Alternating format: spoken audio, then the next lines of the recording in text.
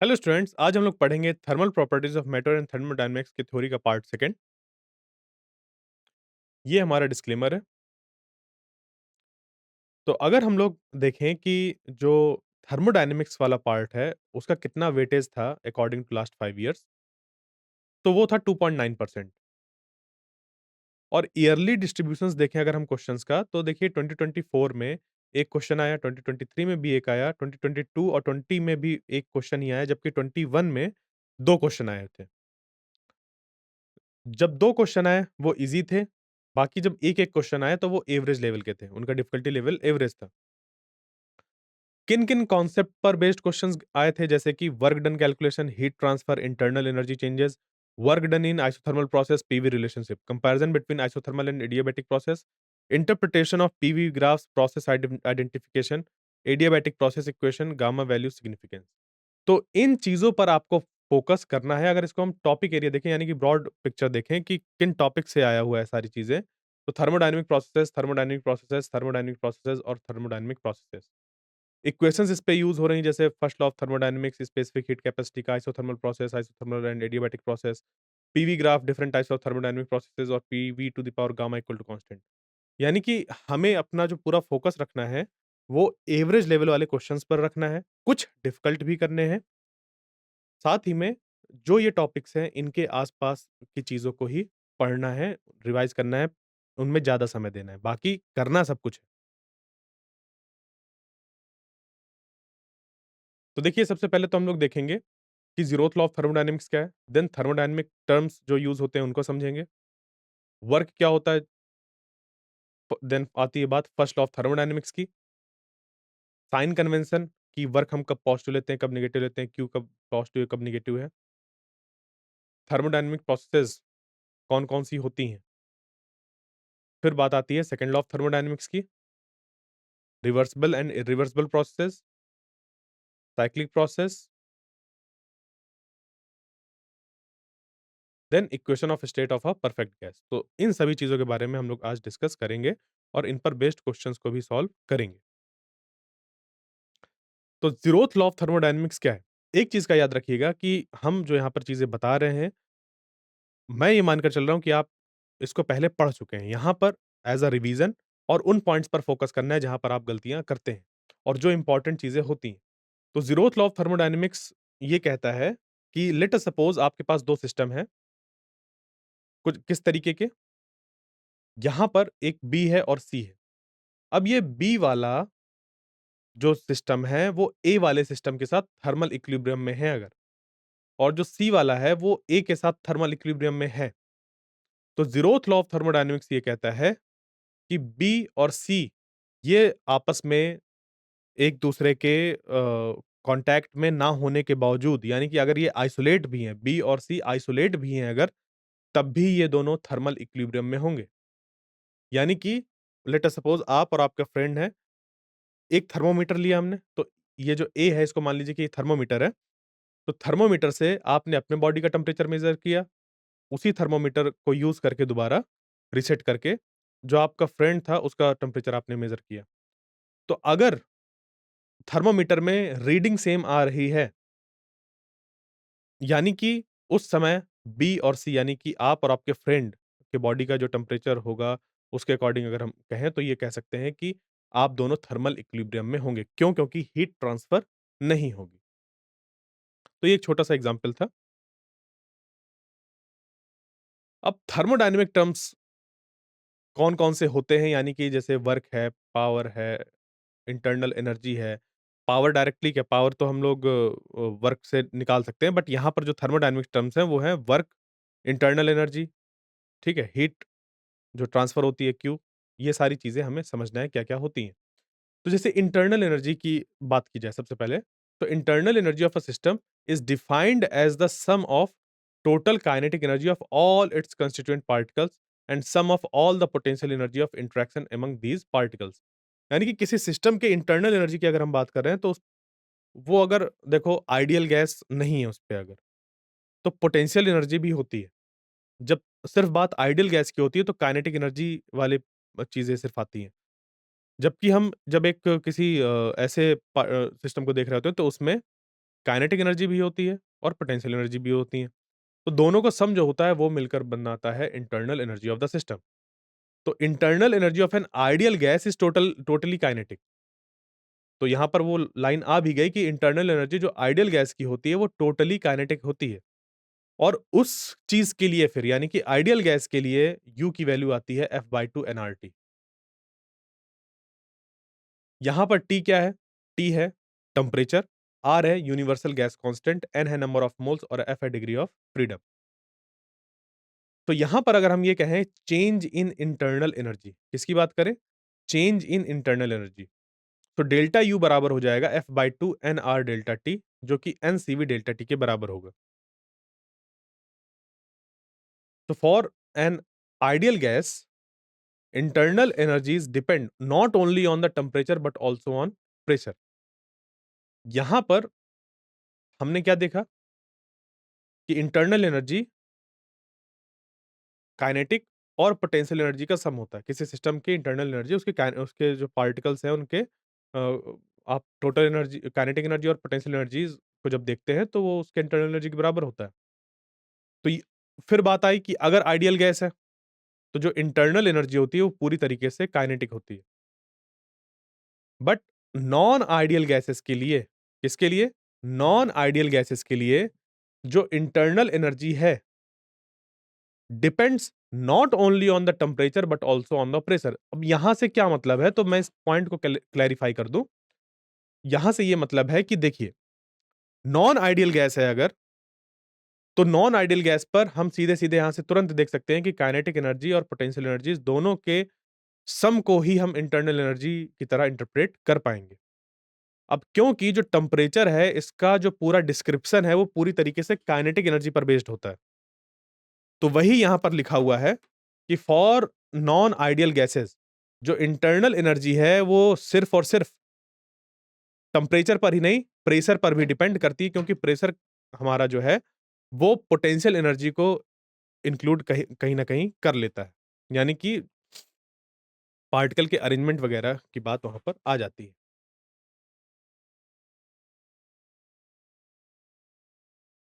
तो इस डायग्राम को अगर आप देखें, यहाँ पर क्या है कि ये जो आपके पास 2 पाथ है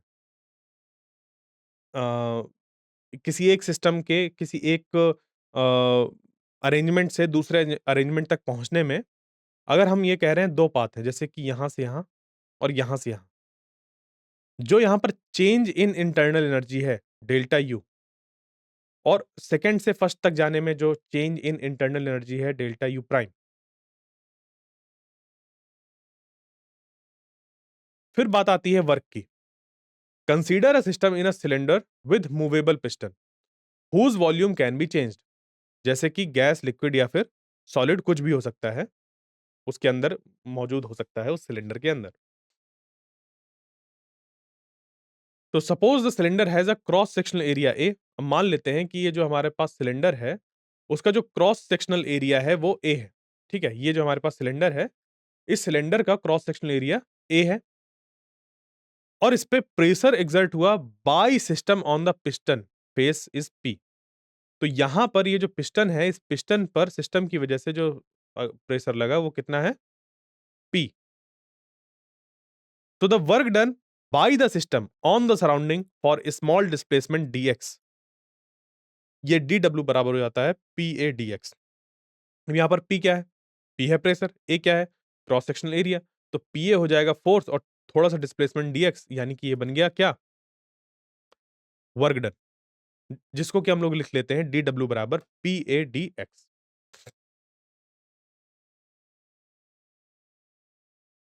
अगर हम टोटल वर्क निकालना चाह रहे हैं, तो हम क्या करेंगे यहाँ पर देखें अगर कि वॉल्यूम इनिशियली VI था और फाइनली VF हो गया अगर, यानी कि एक्सपेंशन हुआ अगर, तो W बराबर हो जाएगा इंटीग्रेशन dW बराबर integration from VI to VF P dV। यानी कि work done in a finite change of volume from VI to VF, W बराबर integration VI to VF P dV होता है। अब यहाँ पर अगर आप देखें dV, ये कैसे आ गया? ये जो ADX है, इसको dV लिख दिया गया। क्रॉस सेक्शनल एरिया और थोड़ा-सा डिस्प्लेसमेंट बन गया dx, यहाँ पर डिस्प्लेसमेंट dx, तो ADX बन गया वॉल्यूम। कितना? थोड़ा-सा। इनफाइनाइटेसिमली स्मॉल हमारे पास ये वॉल्यूम वी आ गया। तो work done by the system depends on the initial and final states. If the volume of the system increases, then work is done by the system and is taken as positive work done. यहां पर देखिए जैसे कि ये जो work done हमें दिख रहा है कि work done by the system depends on the initial and final states, तो ये भी होता है कि वो किस प्रोसेस के थ्रू होकर गुजरा है, ये चीज भी आती है। ओके, ये ध्यान रखिएगा। यहां सिर्फ ये नहीं है कि ये इनिशियल और फाइनल स्टेट्स पर ही डिपेंड करता है। इसमें एक्चुअली ये भी है कि वो किस पाथ को फॉलो करते हुए गया है, इस बात पर भी चीज डिपेंड करती है। तो if volume of the system increases, अगर हम ये कहें कि जो वॉल्यूम है सिस्टम का वो इंक्रीज हुआ है, तो हम ये कहते हैं कि work is done by the system, और इसको लेते हैं as a positive work done. और यहां पर बहुत ध्यान रखिएगा, केमिस्ट्री में जो इसका नोटेशन है वो जस्ट अपोजिट है।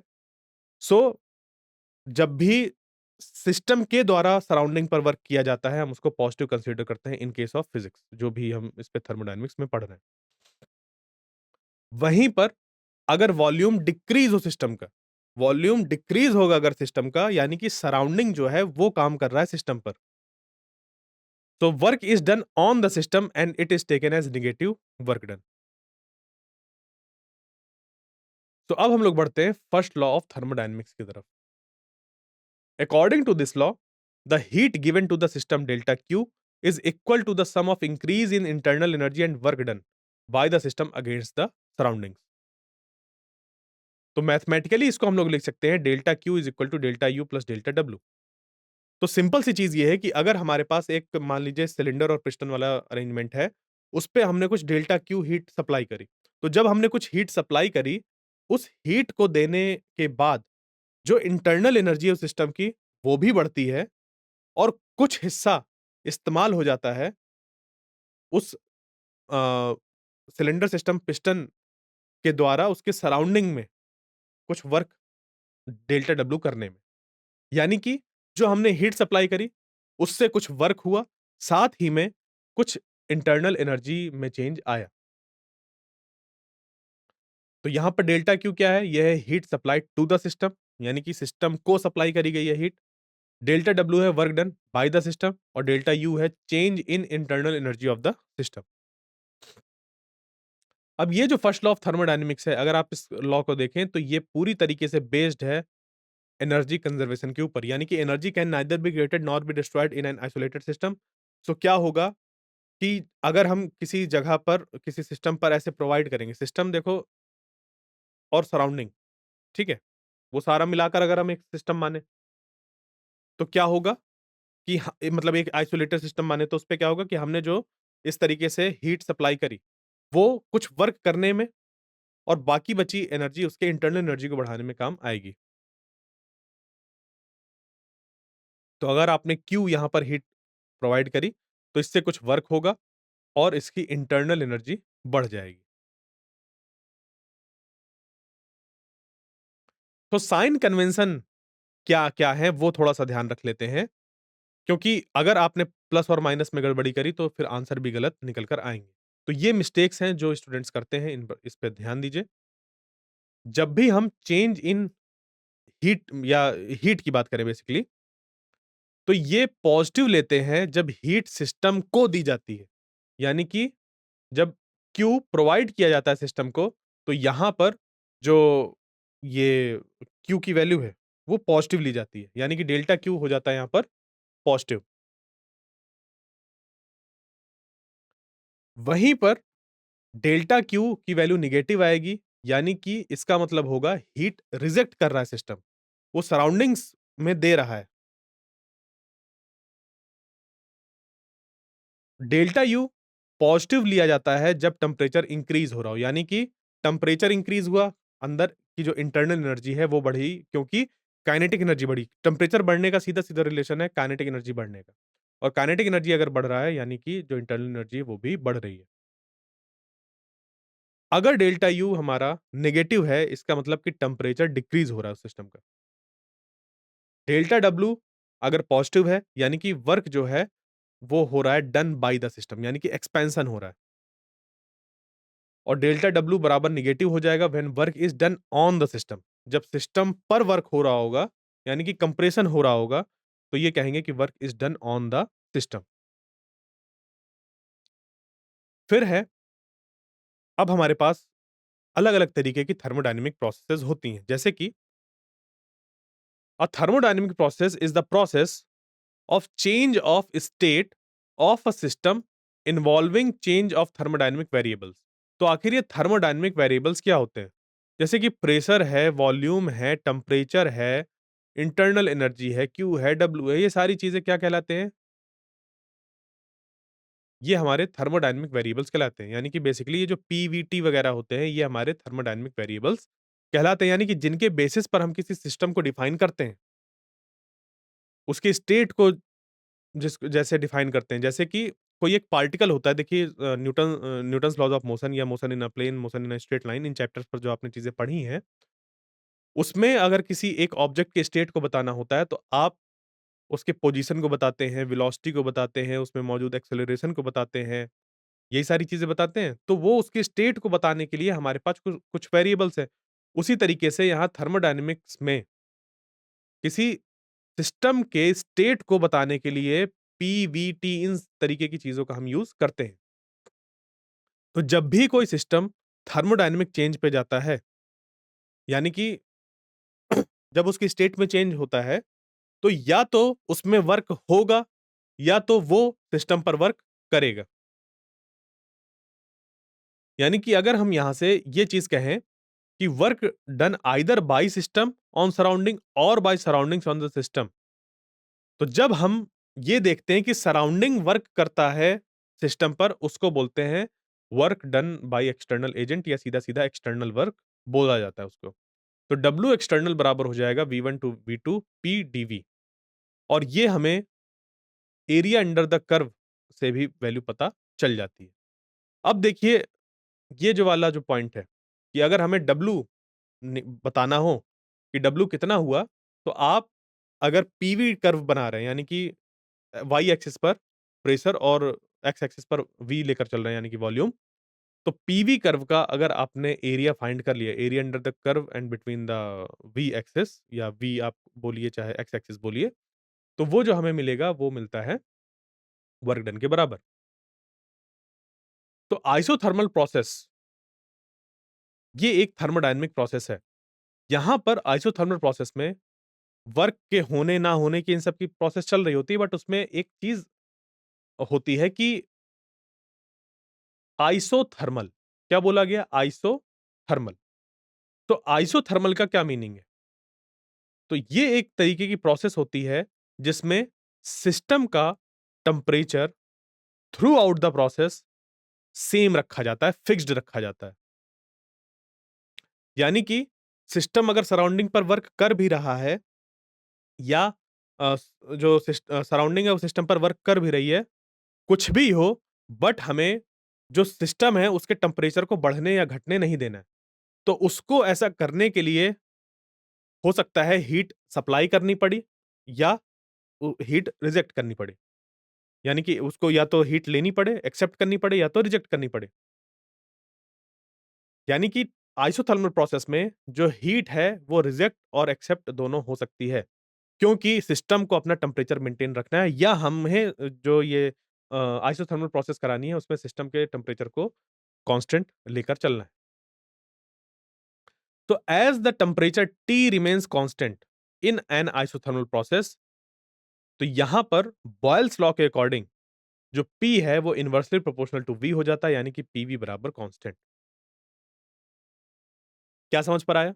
देखिए, बॉयल्स लॉ भी यहीं पर आ गया कि आइसोथर्मल प्रोसेस में बॉयल्स लॉ एप्लीकेबल है, यानी कि जब T की वैल्यू फिक्स्ड होती है, कांस्टेंट होती है, तो वो जो हमारे पास इक्वेशन होती है PV is equal to NRT, ideal gas equation, तो उससे हम ये बोल सकते हैं पीवी इक्वल टू कांस्टेंट। जैसे ये है ना, P is equal to NRT by V. अब R कांस्टेंट है, N कांस्टेंट है फॉर गिवन सिस्टम, N है नंबर ऑफ मोल्स, R है यूनिवर्सल गैस कांस्टेंट। तो टेम्परेचर को भी अगर कांस्टेंट कर दिया जाए तो एनआरटी तो पूरा कांस्टेंट हो जाएगा। यानी कि पीवी बराबर हो जाएगा कांस्टेंट के बराबर। जैसे कि हम कह सकते हैं कि P is inversely proportional to V. तो इस कंडीशन पर या इस केस पर अगर हम molar specific heat of a gas under isothermal condition निकालें, तो ये हो जाएगा C बराबर delta Q by M delta T। अब क्योंकि डेल्टा T जो है वो हमारी 0 है यहाँ पर, चेंज इन टेम्परेचर 0 है, तो ये हो जाता है इन्फिनिटी। क्या हो जाता है? इन्फिनिटी। देन बात आती है slope of PV curve at any point is dp by dv is equal to minus p by v।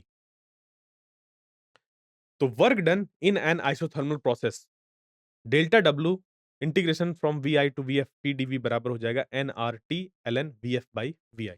आप यहाँ पर P की जगह पर, ये जो P है, P की जगह पर nRT बाई V पुट करिए, यहाँ पर P की जगह पर nRT बाई V पुट करिए और फिर इंटीग्रेट करिए with respect to dV, limit ले लीजिए VI टू VF, आपको यही एक्सप्रेशन मिल जाएगा। N जहाँ पर है नंबर ऑफ मोल्स और R है गैस कांस्टेंट और T है टेम्परेचर। ये वाला जो फॉर्मूला है मोलर स्पेसिफिक हीट का, तो ध्यान दीजिएगा यहाँ पर क्योंकि मोलर स्पेसिफिक हीट लिखा हुआ है, तो ये जो M है वो एक्चुअली में नंबर ऑफ मोल्स को रिप्रेजेंट कर रहे होंगे। तो मैं पहले भी कई बार कह चुका हूँ, ये जो सिंबल्स होते हैं अलग-अलग तरीके की बुक में, अलग-अलग जगह पर अलग-अलग नोटेशन ले लिया जाता है, अपने आप को यूनिक दिखाने के लिए और जिसकी वजह से स्टूडेंट्स को बहुत ज़्यादा प्रॉब्लम होती है। तो इसके लिए एक ही सॉल्यूशन है कि आपको कोई परेशान कर ही ना पाए। आप जो फॉर्मूला है उसको C is equal to delta Q by M delta T ऐसे याद ही मत करिए। C क्या है पूरा नाम पढ़िए, डेल्टा Q क्या है पूरा नाम पढ़िए, डेल्टा T क्या है पूरा नाम पढ़िए, M क्या है पूरा नाम पढ़िए। और जब आप ऐसा करेंगे तो फिर आपको समझ पर आएगा कि किसी भी फॉर्मूले को आप अप्लाई करना सीख जाएँगे। यानी कि किसी की गलती अब आपके लिए फ़ायदेमंद साबित हो सकती है। आपकी आदत पड़ेगी हर एक फॉर्मूले को इस तरीके से याद करने की कि कैसे ये जो फॉर्मूला है वो लिखा गया है, हर एक टर्म क्या रिप्रेजेंट कर रहा है। तो जब आपको ये पता होगा हर एक टर्म क्या रिप्रेजेंट कर रहा है, क्या कंडीशंस पर वो चीज़ लिखी गई है, कैसे क्या किया गया है, तो क्वेश्चन्स के अकॉर्डिंग आप ढूँढना सीख जाएँगे उसको। यहाँ पर वीएफ और वीआई क्या है? Final and initial volume of the gas respectively. कभी भी जब भी कोई फॉर्मूला ऐसे आता है तो उसके नीचे इस तरीके से चीज़ें ज़रूर लिखी होनी चाहिए। ओके? कि यहाँ पर एनआरटी, वीएफ और वीआई सब क्या कर रहे हैं, इनका मीनिंग क्या है? एक आइसोथर्मल प्रोसेस के लिए जो डेल्टा टी होता है वो 0 होता है, ध्यान रखिएगा। अब क्योंकि डेल्टा टी 0 होता है, तो आइडियल गैस के केस पर, किसके केस पर? आइडियल गैस के केस पर, क्योंकि जो इंटरनल एनर्जी है वो पूरी तरीके से डिपेंड करती है काइनेटिक एनर्जी पर इन एन आइडियल गैस, ठीक है? फॉर एन आइडियल गैस जो चेंज इन इंटरनल एनर्जी है वो पूरी तरीके से काइनेटिक एनर्जी के चेंज पर बेस्ड होती है और टेम्परेचर चेंज अगर नहीं हो रहा तो काइनेटिक एनर्जी भी नहीं बदलेगी और काइनेटिक एनर्जी नहीं बदलेगी तो यहाँ पर डेल्टा यू बराबर 0 हो जाएगा। सो हमें मिल जाएगा from the first law of thermodynamics delta U के 0 होने पर डेल्टा क्यू बराबर delta W. Thus, heat supplied to the system in an isothermal process is entirely used to do work against external surrounding। तो isothermal के case में जितना भी हमने हीट सप्लाई किया होता है वो पूरा का पूरा कन्वर्ट हो जाता है वर्क में। दूसरे तरीके की प्रोसेस आती है एडियाबैटिक प्रोसेस। तो एडियाबैटिक प्रोसेस की कंडीशन क्या है? एडियाबैटिक प्रोसेस या इसको आइसेंट्रोपिक प्रोसेस भी बोलते हैं, जिसमें कि जो एंट्रोपी होती है इट रिमेन्स कांस्टेंट।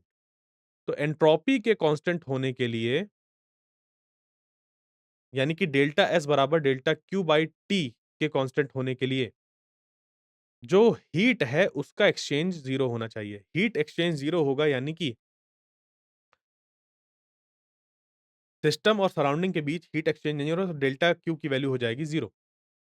तो it is the process in which there is no exchange of heat of the system with its surrounding. Thus, in an adiabatic process, PV and T change but delta Q equal to 0 या फिर entropy remains constant. फिर है PV graph for adiabatic process. तो इधर P इधर V, इधर pressure, इधर volume. Adiabatic process के लिए जो ग्राफ है कुछ इस तरीके के दिखाई देते हैं, जहां पर Q1 और Q2 फिक्स्ड। तो फिक्स्ड Q1 और Q2 के लिए ये यहाँ पर इस तरीके से हमारे पास अलग-अलग ग्राफ होते हैं। यानी कि एडियाबैटिक प्रोसेस के लिए हम लोग पीवी की power gamma equal to constant लेकर चलते हैं या फिर टी वी की पावर गामा माइनस 1 कांस्टेंट या फिर टी की पावर गामा पी की पावर 1 माइनस गामा बराबर कांस्टेंट।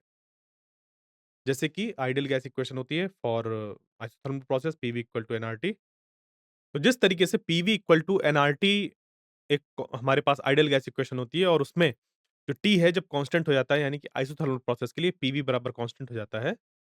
तो for an adiabatic process PV की पावर गामा बराबर कांस्टेंट बनता है, जहां पर एक एक्स्ट्रा टर्म आपको दिखाई दे रहा है ये गामा, जो कि एडियाबैटिक इंडेक्स कहलाता है। ये एक रेशियो है specific heat capacity at constant pressure to the specific heat capacity at constant volume, यानी कि molar specific heat capacity at constant volume को हम सीवी लिखते हैं और molar specific heat capacity at constant pressure को हम लोग लिखते हैं सीपी।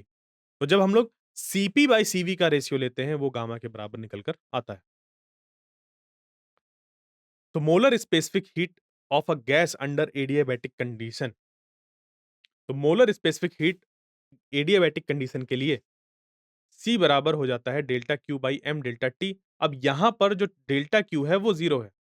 तो मोलर स्पेसिफिक हीट अगर आप निकालें या सिंपल आप ये कहें कि specific heat of a gas under adiabatic condition वो जीरो के बराबर हो जाएगी। क्यों? क्योंकि डेल्टा क्यू जो है वो यहाँ पर ऐसा होता है।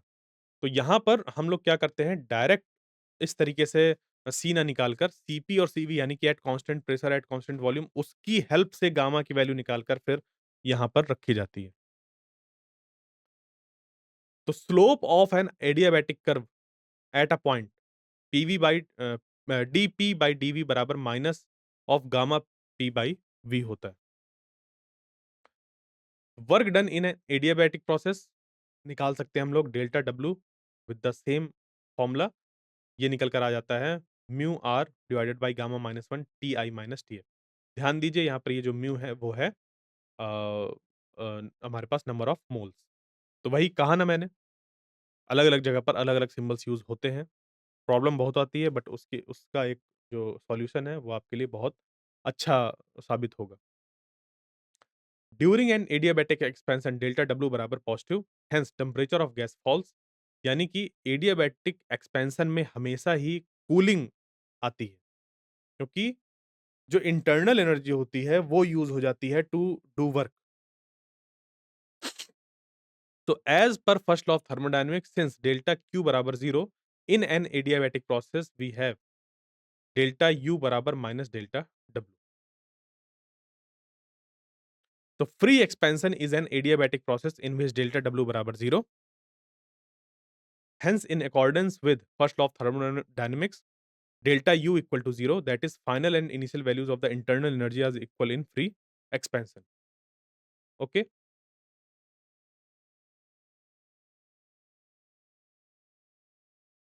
अब बात आती है आइसोकोरिक प्रोसेस की। आइसोकोरिक प्रोसेस क्या होता है? आइसोकोरिक प्रोसेस में एक्चुअली कोर से मतलब है एक ऐसी प्रोसेस जिसमें कोर फिक्स्ड हो। कोर के फिक्स्ड होने से मतलब है मैं बस समझाने के लिए बता रहा हूँ कि वॉल्यूम फिक्स्ड हो। ऐसा होगा ना कि कोर फिक्स हो तो कोर कोई चीज़ ऐसा है कुछ, वो फिक्स है। So it is that thermodynamic process in which volume remains constant. So in an isochoric process, for a given mass of gas, P is directly proportional to T होता है यानी कि P बाई T बराबर constant, क्योंकि यहाँ पर V constant हो गया, तो PV बराबर nRT में V हो गया कांस्टेंट, तो P बाई T बराबर कांस्टेंट के बराबर आ गया। तो आइसोकोरिक प्रोसेस के लिए जो PV कर्व आता है, वो कुछ इस तरीके का आता है। PV यानी कि या तो इधर से इधर जाएगा, या तो इधर से इधर आएगा। यानी कि प्रेशर या तो ऐसे बढ़ेगा या तो घटेगा, क्योंकि वॉल्यूम कांस्टेंट होता है इसका। तो यहाँ पर एक molar specific heat capacity define होती है for a gas under isochoric condition और ये सीवी बराबर होता है एफ बाई टू आर। क्या बनता है ये? सीवी बराबर F by two R. F जहां पर है number of degree of freedom per molecule. इस पे अगर हम लोग वर्क डन निकालना चाहें आइसोकोरिक प्रोसेस के लिए तो देखिए डेल्टा डब्ल्यू बराबर इंटीग्रेशन पी डीवी लिखा जा सकता है और यहाँ पर फिर डेल्टा डब्ल्यू को भी इंटीग्रेट करना पड़ेगा बेसिकली तो डब्ल्यू बराबर P DV integration P DV निकल कर आ जाएगा। ये आइसोकोरिक प्रोसेस के लिए 0 होता है। ये कितना होता है 0 यानी कि डेल्टा डब्ल्यू या डब्ल्यू कुछ भी आप निकालना चाहें, ये 0 होता है। क्यों 0 होता है?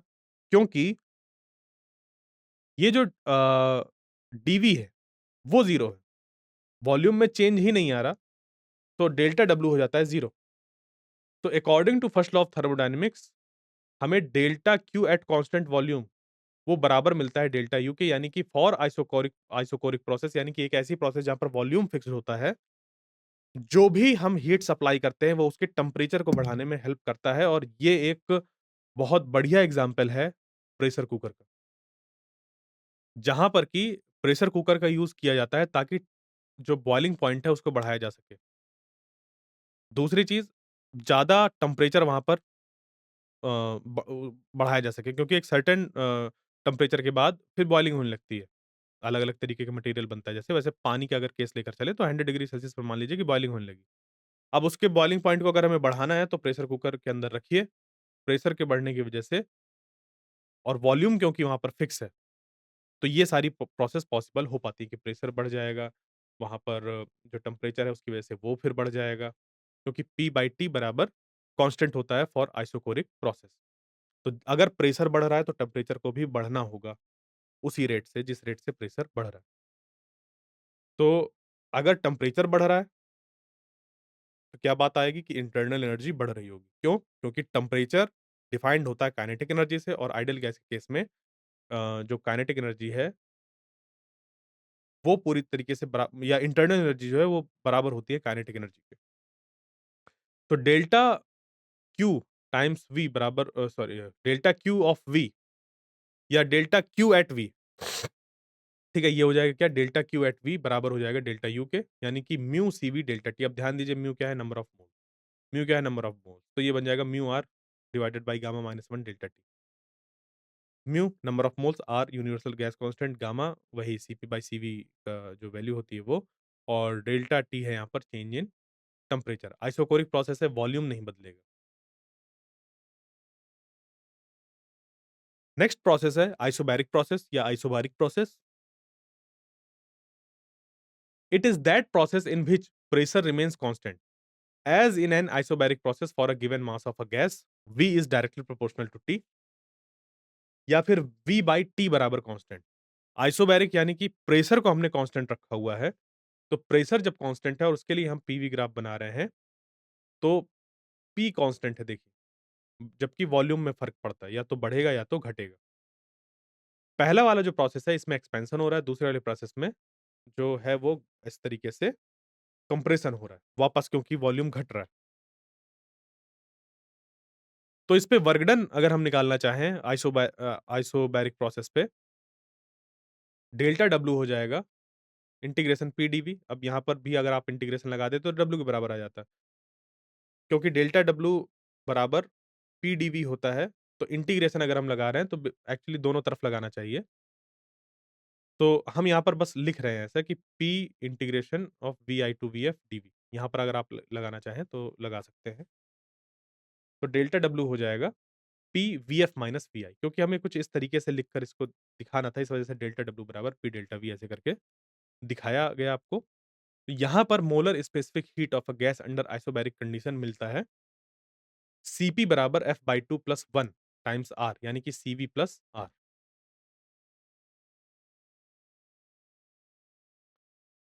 फिर बात आती है सेकंड लॉ ऑफ थर्मोडायनामिक्स की। तो two most common statements of second law of thermodynamics are given below.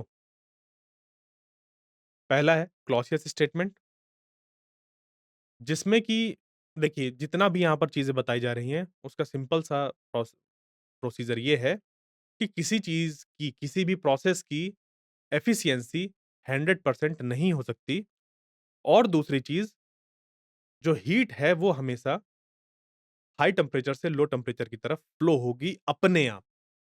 अगर आपको इसको रिवर्स करना है प्रोसेस को कि आप हीट को ट्रेवल कराना चाह रहे हैं from low temperature to high temperature, तो आपको एफर्ट्स लगाने होंगे, यानी कि एक्सटर्नल वर्क करना पड़ेगा।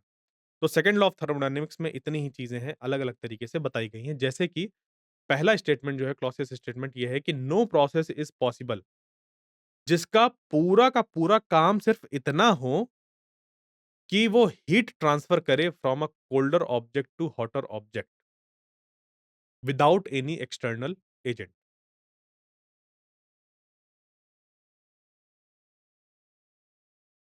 ठीक है? यानी कि बिना बिना एक्सटर्नल वर्क के ऐड किए ऐसा हो ही नहीं सकता। तो ये कोई प्रोसेस ही अवेलेबल नहीं है कि कोल्डर ऑब्जेक्ट से हॉटर ऑब्जेक्ट की तरफ जो ये हीट है वो ट्रांसफर हो जाए। अगर आपको करना है तो एक्सटर्नल वर्क लगाना पड़ेगा। यानी कि जो भी आप यहाँ से चीज़ देख रहे हैं, वो क्या करें आप, जब इस तरफ हीट रिजेक्ट करें तो मतलब वो चीज़ आपको सेटअप करनी पड़ेगी कि इसका टेम्परेचर ज़्यादा हो जाए एज़ कम्पेयर टू दिस। ठीक है? फिर आता है केल्विन प्लैंक्स स्टेटमेंट, यानी कि no process is possible whose sole result is the absorption of heat from a reservoir and the complete conversion of the heat into work। यानी कि kelvin Planck statement फिर ये कह रहा है कि ऐसी कोई प्रोसेस ही नहीं है कि आप किसी रिजर्वायर से हीट को लें और उसको पूरी तरीके से कन्वर्ट कर दें वर्क में। ऐसा पॉसिबल ही नहीं है। क्या होगा? वर्क अगर आप देख पा रहे हैं, तो वहाँ पर कुछ ना कुछ वर्क होगा या हीट जो है वो एस्केप कर जाएगी सराउंडिंग्स पर। ऐसा नहीं होगा कि आपने कुछ हीट को लिया और पूरा का पूरा वर्क में कन्वर्ट कर दिया, ऐसा नहीं होगा। कुछ ना कुछ जो हीट है वो सराउंडिंग्स पर चली जाएगी। यानी कि आपने कुछ यहाँ से हीट अगर ली, तो कुछ ही यहाँ पर वर्क डन होगा, बाकी हीट रिजेक्ट हो जाएगी टू द सराउंडिंग। तो 100% कन्वर्जन वाली एफिशिएंसी वाला कोई डिवाइस है ही नहीं या कोई चीज़ है ही नहीं, कोई प्रोसेस है ही नहीं। सो अब यहाँ पर बात आती है रिवर्सिबल एंड इरिवर्सिबल प्रोसेस की। रिवर्सिबल प्रोसेस कौन-सी होती हैं? तो एक ऐसी थर्मोडायनामिक प्रोसेस,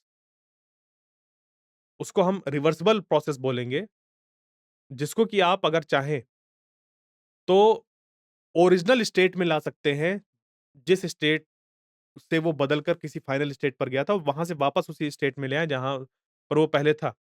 और ऐसा करने पर कोई और चेंज नहीं करना पड़ेगा या कोई और चेंज नहीं होगा यूनिवर्स में किसी जगह पर। इसके कॉमन एग्जांपल हैं जैसे कि melting of ice to water and the evaporation of water to vapour, both where both processes can occur under suitable condition. ये एक तरीके की रिवर्सिबल प्रोसेस है। बट एक्चुअल में अगर हम रिवर्सिबल प्रोसेस की तरफ जाएं, तो थर्मोडायनेमिक्स में रिवर्सिबल प्रोसेस एक्चुअली मतलब रियल वर्ल्ड पे ऐसे एग्जिस्ट नहीं करती हैं। थर्मोडायनामिक्स के टर्म्स पर अगर हम देखें। वैसे अगर एक रिवर्सिबल प्रोसेस को हम देखें कि melting of ice to water and evaporation of water to vapour, यहाँ पर हम बोल सकते हैं कि हाँ, रिवर्सिबल प्रोसेस है। बट एक्चुअल में जब हम रियल वर्ल्ड में थर्मोडायनामिक्स के टर्म्स पर बात करते हैं, तो रिवर्सिबल प्रोसेस ऐसी नहीं हो सकती है। तो इरिवर्सिबल प्रोसेस क्या है? A thermodynamic process that can not be taken back in opposite direction is called irreversible process. जैसे कि mixing of 2 gases which are at different pressure but separation is not possible. तो cyclic process की बात आती है अब। In a cyclic process the system returns to its initial state. जहाँ से चला था वहीं पर आ जाता है। तो since internal energy is a state variable, ठीक है? जो इंटरनल एनर्जी होती है वो एक स्टेट वेरिएबल है। देखिए 2 तरीके के वेरिएबल्स होते हैं, स्टेट वेरिएबल और जो हमारे पास है वो पाथ वेरिएबल्स कह लीजिए। यानी कि स्टेट डिपेंडेंट और पाथ डिपेंडेंट। तो थर्मोडायनामिक्स में जो वर्क है वो पाथ डिपेंडेंट होता है, यानी कि किस पाथ को फॉलो करते हुए आप वहाँ तक पहुँचे हैं। जबकि जो इंटरनल एनर्जी की बात आती है वो एक स्टेट वेरिएबल है, यानी कि वो सिर्फ़ और सिर्फ़ ये बात करता है कि इनिशियल और फाइनल स्टेट क्या थी। तो from the first law of thermodynamics the total heat absorbed equals the work done by the system. अगर एक साइक्लिक प्रोसेस है तो इनिशियल और फाइनल पोजीशन सेम हो गया। यानी कि उस केस में जो डेल्टा यू है वो बराबर हो जाएगा 0 के, और वो जब 0 के बराबर हो जाएगा, यानी कि ए से बी तक गए, बी से ए तक गए, किस पाथ को फॉलो करके गए, इट डज़न्ट मैटर। ए से चले थे, घूम फिर के ए में वापस आ गए उसी स्टेट में। यानी कि अब P और V की वैल्यू वही सेम हो गई जो पहले थी। तो चेंज इन इंटरनल एनर्जी हो जाएगा 0। तो जो भी आपने हीट अ, उस सिस्टम को एब्ज़ॉर्ब करते हुए देखा, वो वर्क डन में कन्वर्ट होता है। तो यहाँ पर अब हम equation of state of a perfect gas की अगर बात करें, तो ये जो पीवी इक्वल टू एनआरटी है जिसको अभी हम कई बार यूज़ कर भी चुके हैं, तो ये क्या करता है स्टेट वेरिएबल्स के बीच में एक कनेक्शन बनाता है। मतलब स्टेट वेरिएबल्स क्या ध्यान दीजिए यहाँ पर, वेरिएबल्स जो कि किसी स्टेट को रिप्रेजेंट कर रहे हैं, जैसे कि P, V, R sorry P, V और टी, आर नहीं, ठीक है? पी, वी और टी ये क्या है? वेरिएबल्स हैं जो किसी स्टेट को रिप्रेजेंट करते हैं।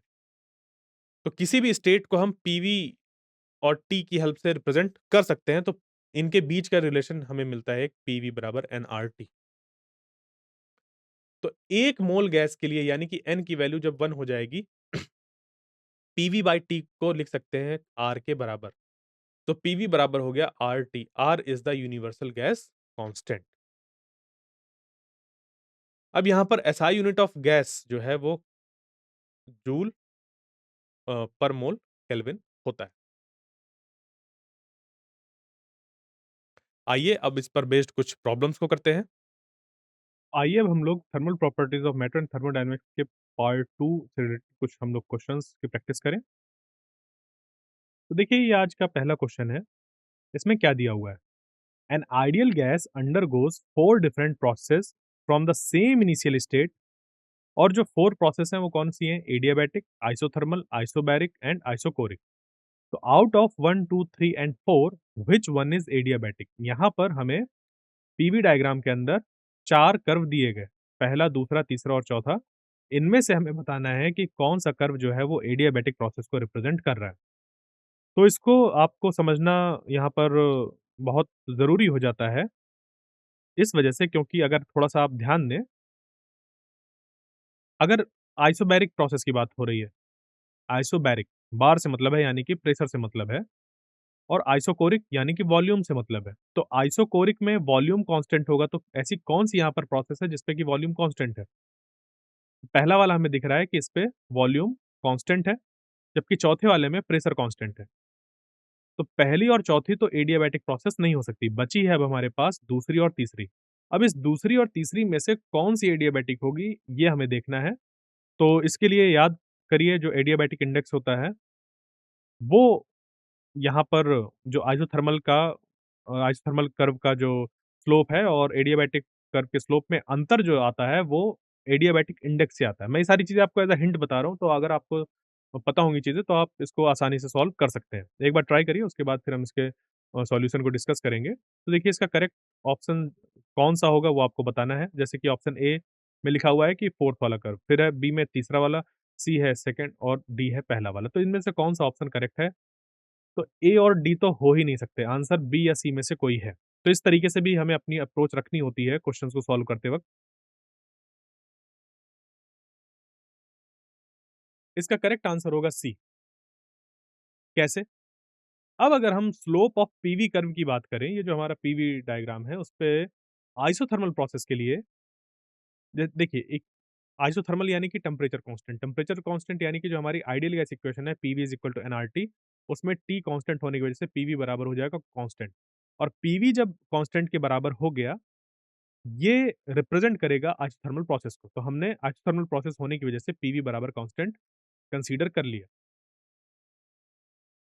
अब क्या करिए, इसको डिफरेंशिएट करिए। तो जब आप इसको डिफरेंशिएट करेंगे, ये इक्वेशन बन जाएगी P times dV plus V times dP बराबर 0। तो इसको रीअरेंज करने पर यानी कि dP बाई dV जो कि ये स्लोप को रिप्रेजेंट कर रहा है। तो dP बाई dV बराबर हो गया माइनस P बाई V के। अब वहीं एडियाबैटिक प्रोसेस के लिए अगर हम निकालें, तो एडियाबैटिक प्रोसेस के लिए PV की पावर गामा बराबर कांस्टेंट होता है। गामा जहाँ पर एडियाबैटिक इंडेक्स है, जो कि हमारा CP बाई CV से निकल कर आता है। जो गामा है वो एक रेशियो होता है जो कि CP बाई CV से निकल कर आता है। तो यहाँ पर क्या बन जाएगा, ये PV की पावर गामा बराबर कांस्टेंट। डिफरेंशिएट जब इसको करेंगे, तो P times gamma times V की power gamma minus 1 dV। Plus V की पावर गामा dP बराबर 0। अब ज़रा इसको रीअरेंज करिए, तो रीअरेंज जब करेंगे dP बाई dV निकालेंगे जो कि स्लोप रिप्रेजेंट कर रहा है उस एडियाबैटिक कर्व का, तो dP बाई dV बराबर हो गया minus gamma times P by V। Isothermal process के लिए और एडियाबैटिक प्रोसेस के लिए जो स्लोप निकल कर आया है, उसमें सिर्फ और सिर्फ अंतर है गामा का। तो अगर आप यहाँ पर देखें, होगा क्या कि पहले वाले कर्व में जो वॉल्यूम है वो कांस्टेंट है, यानी कि जो लाइन बन रही थी पैरेलल टू वाई एक्सिस, उसमें वॉल्यूम कांस्टेंट होगा और वो लाइन जो कि पैरेलल है टू द एक्स एक्सिस, उसमें प्रेशर कांस्टेंट है, यानी कि फोर्थ वाला कर्व। तो पहला वाला तो हो गया आइसोकोरिक प्रोसेस और चौथा वाला हो गया आइसोबैरिक प्रोसेस। अब ये जो दूसरे और तीसरे कर्व हैं, उनमें से एक आइसोथर्मल है और एक एडियाबैटिक। तो क्योंकि जो सेकंड वाला कर्व है, उसका स्लोप ज़्यादा है एज़ कंपेयर टू कर्व 3, तो इस वजह से सेकंड वाला जो है वो रिप्रेजेंट करेगा एडियाबैटिक प्रोसेस को। Minus gamma times P by V, और आइसोथर्मल के लिए था माइनस पी बाई वी। तो वहां से आप इस चीज को समझ सकते हैं। नेक्स्ट क्वेश्चन पर चलते हैं। Equal masses of two liquids A and B contained in vessels of negligible heat capacity are supplied heat at same rate। तो यहाँ पर देखिए क्या-क्या इन्होंने अभी तक इन्फॉर्मेशन दे दी कि दो लिक्विड्स की बात हो रही है ए और बी की। इनको एक वेसल के अंदर रखा गया है। इसमें हो क्या रहा है कि दोनों का मास इक्वल कह दिया गया और इनको हीट सप्लाई करी गई at the same rate. So the temperature time graphs for the two liquids are shown in the figure. If S represents specific heat and L represents the latent heat of liquid, then तो यहां पर हमें बताना है कि liquid A के लिए, liquid B के लिए किसकी स्पेसिफिक हीट ज्यादा है, किसके लिए लेटेंट हीट ज्यादा है। स्पेसिफिक हीट हम लोग कैसे डिफाइन करते हैं, लेटेंट हीट हम कैसे डिफाइन करते हैं। दूसरी चीज आप इस पे ध्यान दीजिए कि इक्वल मास की बात हो रही है और जो हीट सप्लाई हो रही है वो सेम रेट से हो रही है। तो यानी कि बात पूरी आ जाती है उसके स्पेसिफिक हीट के ऊपर। मास इक्वल है, हीट सेम रेट से सप्लाई हो रही है, तो होगा क्या, मतलब ये सिचुएशन कुछ ऐसी है कि आपने दो बर्तन लिए। बर्तन एक ही तरीके के हैं दोनों, सेम तरीके के बर्तन हैं। जैसे भगोना आपने लिया, जो आपके गैस चूल्हा होता है, आपने उसपे क्या किया, दोनों में सेम बर्तन चढ़ा दिया। एक में पानी डाल दिया, एक में तेल डाल दिया और नीचे जो आपने गैस चालू करी, उसको बर्न किया, वो भी एक ही रेट से आप बर्न कर रहे हैं। तो यानी कि कहने का मतलब ये है कि हीट जो उसको सप्लाई हो रही है, वो भी सेम रेट से सप्लाई हो रही है। तो आपने इक्वल मास कंसीडर किया दोनों लिक्विड का, उसके बाद हीट सेम रेट से दे रहे हैं, बाकी सारी कंडीशन सेम रखी। टेम्परेचर किस तरीके से बढ़ रहा है समय के साथ, आपने उनके ग्राफ ड्रॉ किए। अब इन ग्राफ को देखते हुए आपको बताना है, किसका जो स्पेसिफिक हीट है वो ज़्यादा है और किसका जो लेटेंट हीट है वो ज़्यादा है। ऑप्शंस है आपके पास यहाँ पर ए, बी, सी एंड डी। तो लेटेंट हीट तब बात आती है जब फेज चेंज होता है। स्पेसिफिक हीट में सिर्फ ये होता है कि कितनी हमें हीट सप्लाई करनी पड़ेगी to increase the temperature by 1 unit of a unit mass. तो अब यहाँ पर मास हमने इक्वल ले लिए हैं, तो यूनिट मास निकालने पर वो सेम चीज़ ही हमें प्रोवाइड करेगा। तो देखिए इसका करेक्ट आंसर होगा डी। कैसे निकालेंगे? Q बराबर हो जाएगा mS डेल्टा T। तो हम Q को लिख सकते हैं P टाइम्स T। P यहाँ पर क्या है? P है rate at which heat is supplied. तो P टाइम्स T बराबर हो गया mS डेल्टा T। यानी कि हम ये कह सकते हैं कि जो स्पेसिफिक हीट है S, वो इन्वर्सली प्रोपोर्शनल है slope of temperature time graph के। तो slope of temperature time graph कैसे निकल कर आएगा? डेल्टा टी बाई टी से। डेल्टा टी बाई टी क्या है, यहाँ पर बन गया slope of temperature time graph, जो कि हमें क्वेश्चन में दिया हुआ है। क्योंकि वाई एक्सिस पे टेम्परेचर है और टाइम एक्सिस हमारी एक्स एक्सिस वाली है। तो as slope of temperature time graph of A is greater than that of slope B, इस वजह से जो स्पेसिफिक हीट ए है वो लेस होगी एज कंपेयर टू बी, यानी कि S A is less than S B हो जाएगा। अब बात आती है लेटेंट हीट की। तो सेम टेम्परेचर पर रहते हुए जो ज़्यादा समय तक सेम टेम्परेचर पर रहेगा, स्टेट के चेंज होने पर, यानी कि उसके अंदर लेटेंट हीट की रिक्वायरमेंट ज़्यादा है। तो horizontal portion of graph represent conversion of liquid into vapours. तो हॉरिज़ॉन्टल पोर्शन जिसका लार्ज होगा, उसकी लेटेंट हीट भी ज़्यादा होगी। तो लिक्विड ए के लिए जो हॉरिज़ॉन्टल पोर्शन है, वो ज़्यादा है। तो LA is greater than LB, ये बन गया हमारा। और इससे हमारा जो डी वाला आंसर है वो करेक्ट हो गया, जिसमें कि SA is less than SB और LA is greater than LB ये दिया हुआ था।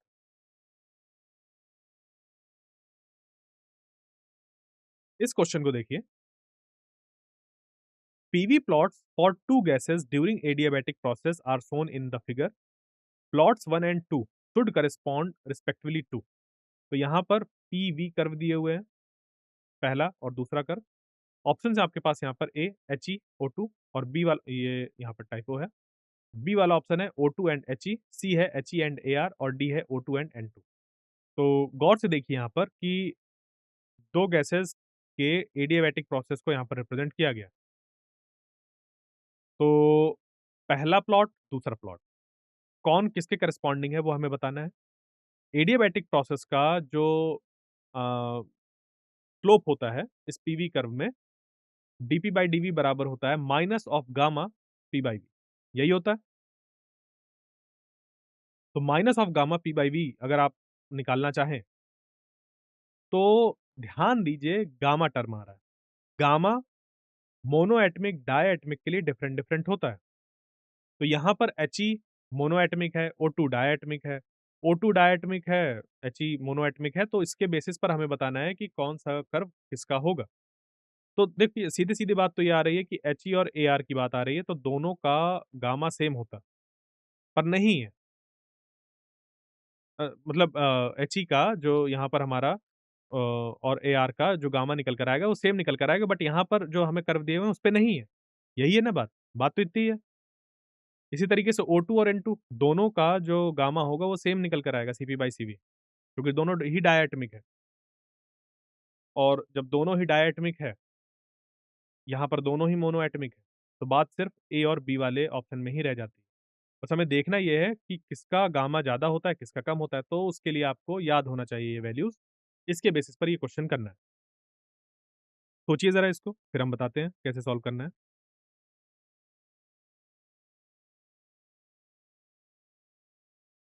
इसका करेक्ट आंसर होगा बी। तो एडियाबैटिक प्रोसेस के लिए पीवी की पावर गामा बराबर हो जाएगा कांस्टेंट, और मोनोएटमिक गैस के लिए गामा की वैल्यू होती है 1.67। वहीं पर डायएटमिक गैस के लिए गामा की वैल्यू होती है 1.4। यानी कि गामा डायएटमिक का लेस होता है एज़ कंपेयर टू मोनोएटमिक, और डीपी बाई डीवी बराबर minus of gamma P by V है। यही स्लोप ऑफ एडियाबैटिक गैस है।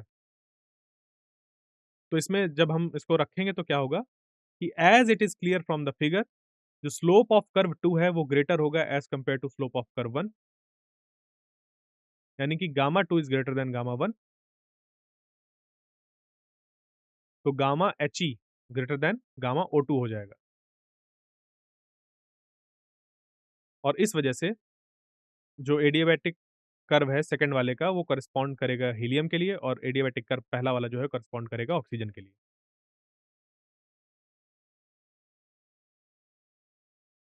आइए इस क्वेश्चन को हम लोग सॉल्व करते हैं।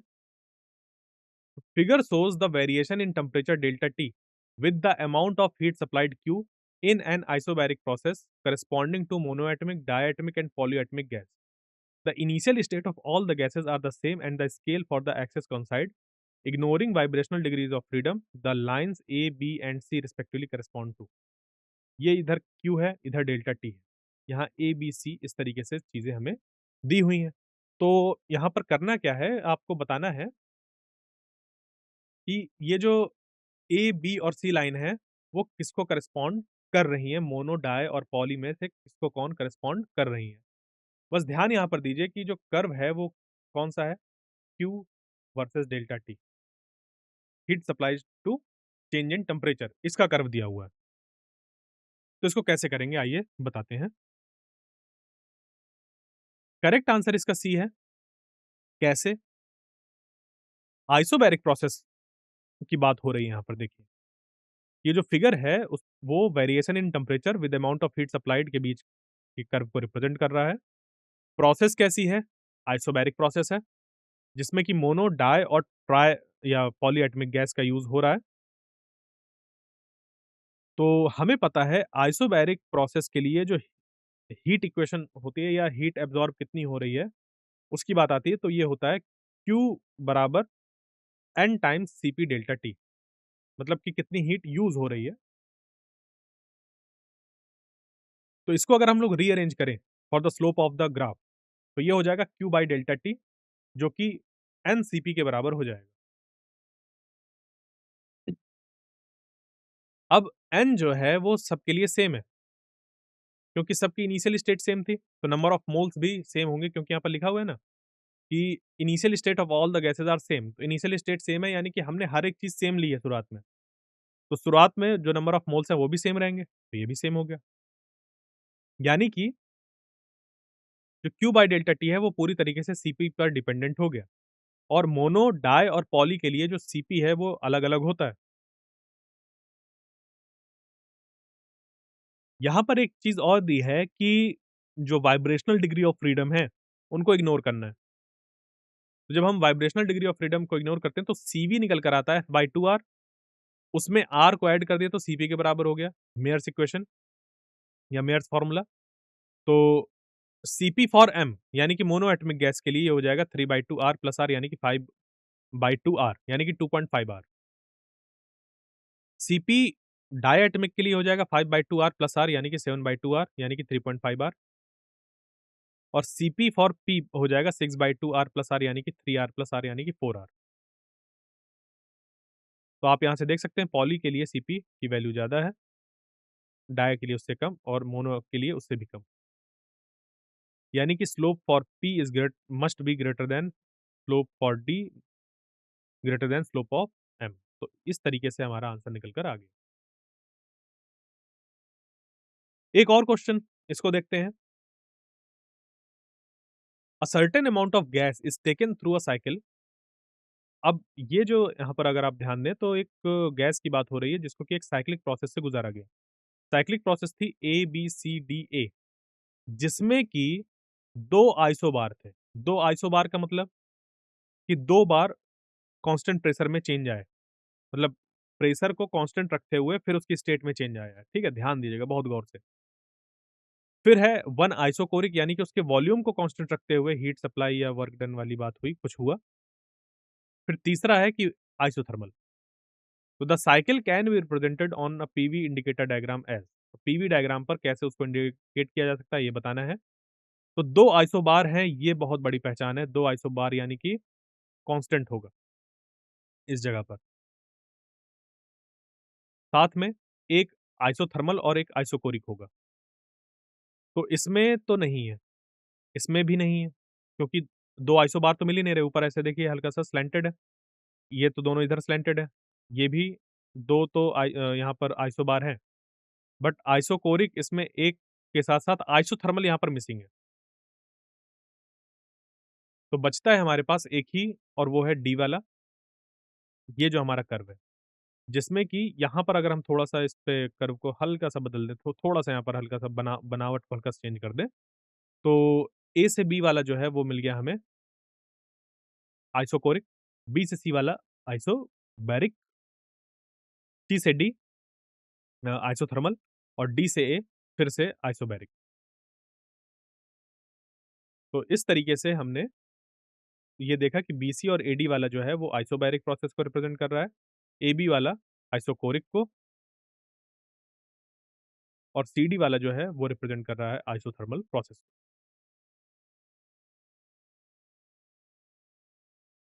तो आई होप जो मैंने चीज़ें आपको बताई हैं समझ पर आई होंगी। मिलते हैं नेक्स्ट लेक्चर में, तब तक के लिए थैंक यू।